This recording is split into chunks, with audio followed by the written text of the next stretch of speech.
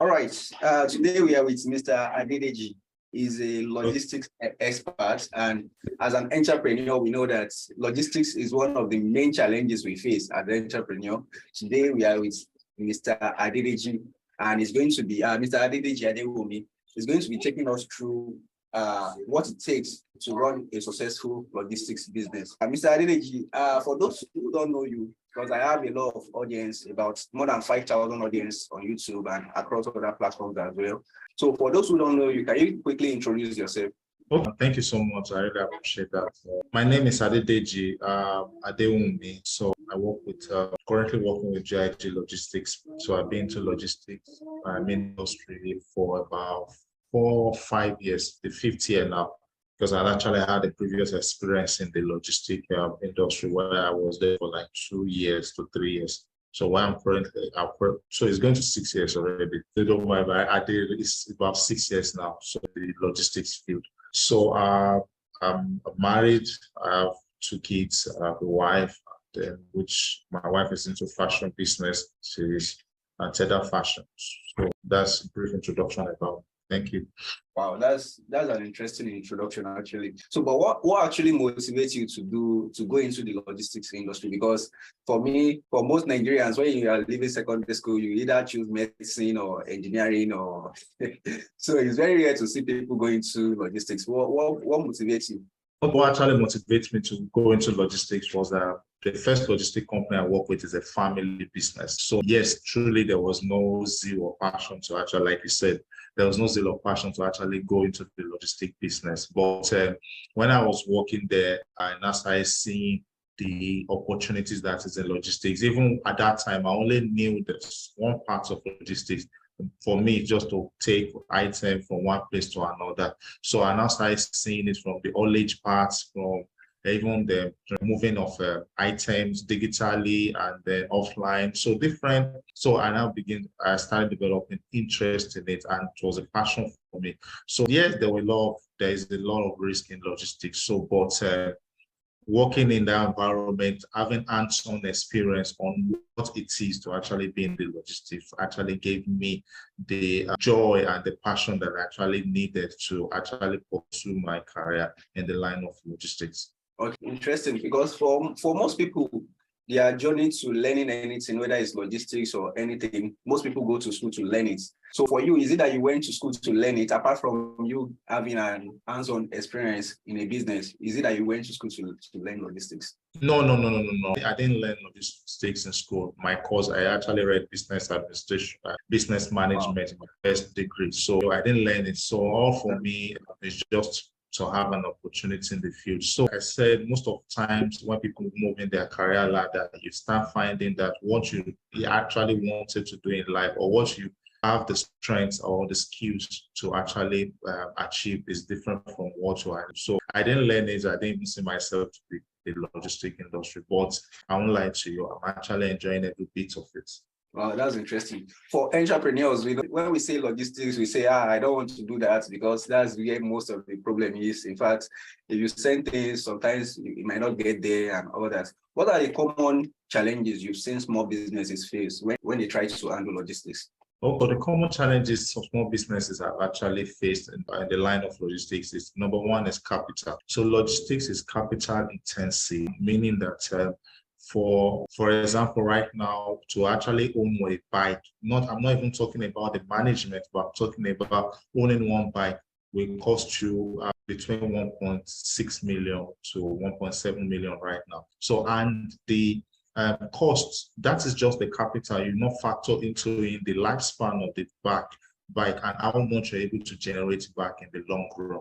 So capital intensive. And if apart from bike, we have buses, we have van, we have truck, which are very, very expensive to run. So that is just vehicle you're going to use. Then capital of the manpower, the people to put in charge in terms of operations, it's actually affecting smaller business. And of course, the regulation that which is going to be my third point, the regulation. The government regulation, they come up with different licenses that you need to have as a logistic firm, that you have to operate before you'll be able to meet up with the demand. So that actually affects the smaller business. And then of course, the maintenance process. So it costs a lot of maintenance. As you can see, when you actually adapt your budget within the month, that this is how much you're going to be spending on fueling, but within a short period, there can be scarcity in fuel, which is going to make every plan and every budget to actually increase. So the sudden change in the economy, the sudden change in the needs and the wants of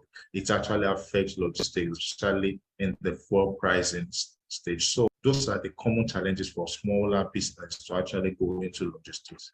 Oh, interesting. So you've mentioned a lot of expenses that a business person will need to incur when they try to go into logistics. What are the ways you think a small business owner can actually optimize its operation to reduce the cost you've mentioned? So you said capital to buy bike and other expenses, fuel expenses. We know fuel is very, very expensive now.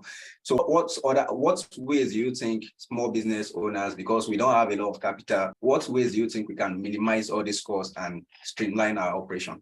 Okay, so the first thing that I will actually advise for every smaller business is you need to first of all leverage on a hire purchase, so that you will not be buying the whole bike for yourself. So hire purchase says you're going to be paying small, so every month. So for example, the experience I had with my family business in logistics is that is one of the things we started with, because I remember my uncle did not have the whole funds to buy the whole vehicle. So what he did was hire purchase. So he had to come into hire purchase to be able to pay instrumentally. And then when you're doing hire purchase, please ensure that you do your calculations very well, meaning that you will have to factor in your expenses. The person that will ride the bike, or if it is van, or if it is vehicle, if any vehicle, if it's van, if it's truck, if it's even a plane or private cargo that you want to be doing, or so whatever the parts of logistics you want to invest in, you need to factor all expenses. The person that will ride the bike,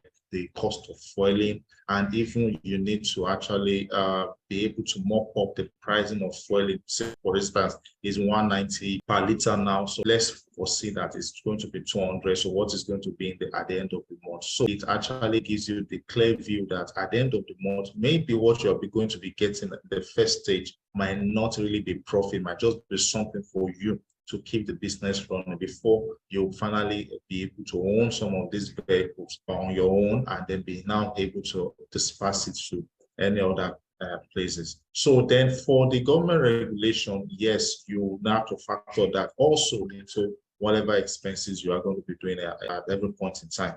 Because there's some that is annually, there's some that is quarterly. So you need to know that. So if you need to get the knowledge for that, you have to actually go out and online. You can get it online to seek help and then understand what are the things that is needed and the areas that it covers. So that is also important. So that's the way, from the experience, I've seen that many small businesses scale in a logistics business. For me personally, I've seen a lot of it, a lot of logistics businesses go under. Today, you see them, they have 5 delivery guys, 10 delivery guys. Then tomorrow you ask them, I want to deliver something. They will tell you, oh, we have a lot of deliveries. I know most of them, maybe they lose one rider or the other. And maybe there are sometimes I use some logistics